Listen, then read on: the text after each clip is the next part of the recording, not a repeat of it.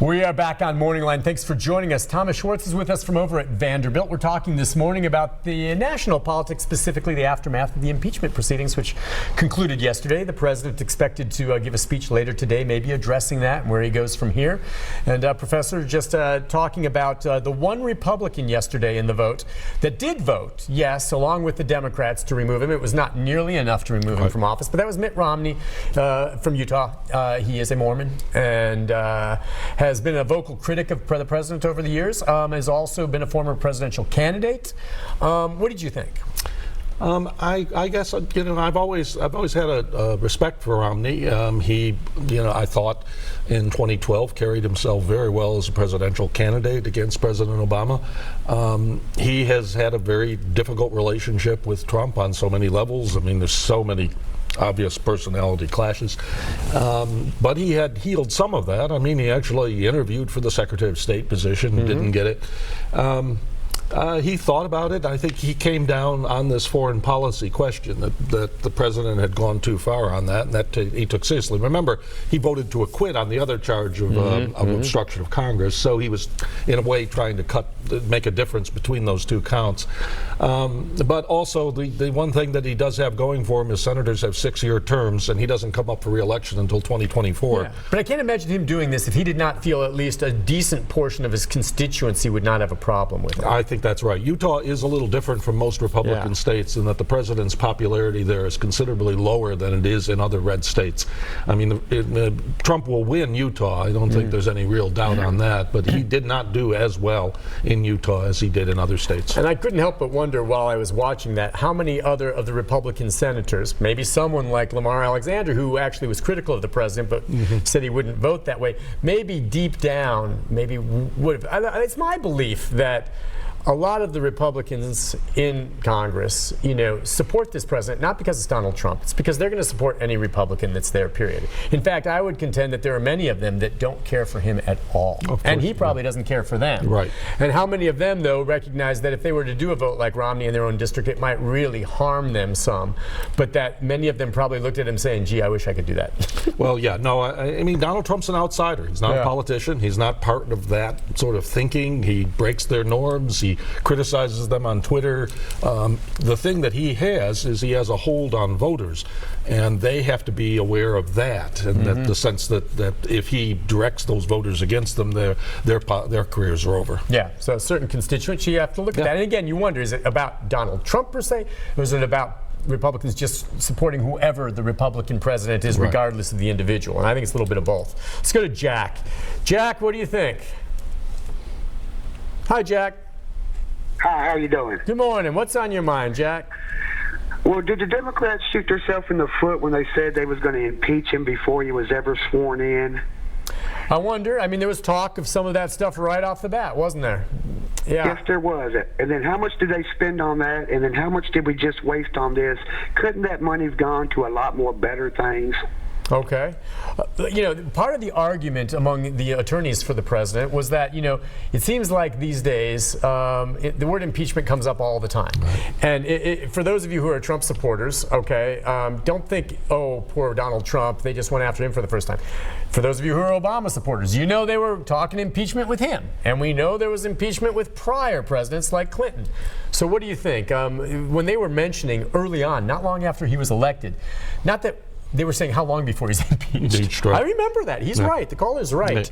I don't know that they shot themselves in the foot. Let's remember, let's separate this. He was impeached. He was not removed from office. Right.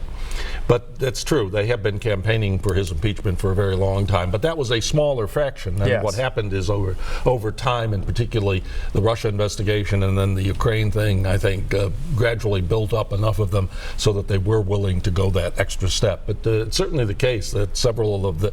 What really changed, of course, was the 2018 elections. Once the Democrats had the House, things changed. And as far as him saying, how much money was look, these committees that heard stuff, they're there anyway. They're going to be hearing stuff. Now, you can make the argument that time was wasted when they could have been paying attention to other things, but this did not cost the taxpayers a whole bunch because all these lawmakers are there anyway. If they're not dealing with this impeachment thing in one committee, they're going to be dealing with something else in another, right? I just want to be clear. Is that accurate? Well, it does take a certain amount of the energy of Washington was directed in that direction, and I think. But is there a real financial cost to it? I mean, I'm sure there's cost bringing a witness here, setting things up, but I mean, they're going to be doing business in Congress anyway, whether it's on impeachment or talking about legislation. The cost could be seen as one relative. You want your congressman to be working on impeachment, or do you want them working on something else? And maybe that's what Jack meant. It wasn't money as much as time wasted. Maybe could have been spent doing other things while you're there. Okay, let's go to Ann next. Ann, good morning. Hi, Ann. Good morning. Unfortunately, I've been at home for the last month, and so I'm just glad to see that it's over and we're back to regular programming. But what I have noticed is the amount of, not specifically youth, but our 25 to 40 age bracket that has been glued to the internet from 10 p.m. till 2 a.m. following this.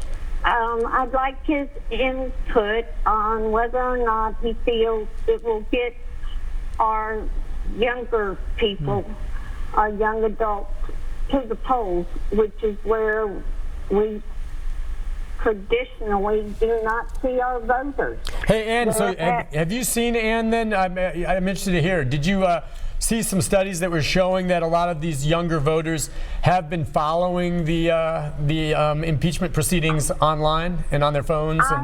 I have been dealing with insomnia and migraines for the last month, and I have been up routinely, daily. And yes, they are not only following it, they are tweeting it, they are Facebooking it, they are interacting it, they get up in the morning and they are discussing it.